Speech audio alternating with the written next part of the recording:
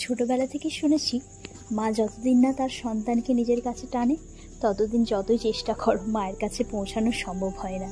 তারই সাক্ষী হলাম। বড় মার কাছে যাব বহুদিনের ইচ্ছে ছিল, অবশেষে তা সফল হয়েছে আমার বন্ধু বান্ধবী এবং ভাই বোনদের উদ্যোগে।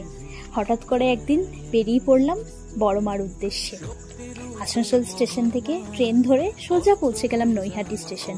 ওখান থেকে 5 মিনিটের হাঁটা পথ, সামনেই মায়ের মন্দির। মায়ের জন্য পুজোর সামগ্রী নিয়েই চললাম লাইনের উদ্দেশ্যে। লাইন দেখে একটু ভয় পেয়ে গেছিলাম, এত লম্বা লাইন, তার উপর এত রোদ গরম, কিভাবে পৌঁছাবো। বন্ধু বান্ধবীদের সাথে একটু আনন্দ উল্লাস করতে করতে দেখি ও মা, লাইন তো শেষ।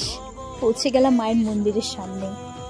হয়তো মায়েরই এটা এক আশীর্বাদ বলতে পারো। অবশেষে প্রবেশ করলাম মায়ের গর্ভগৃহে।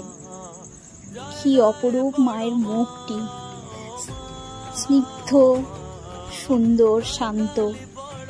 চোখ যেন জড়িয়ে যাচ্ছিল। চোখ দুটো আমার সার্থক হয়ে গেল।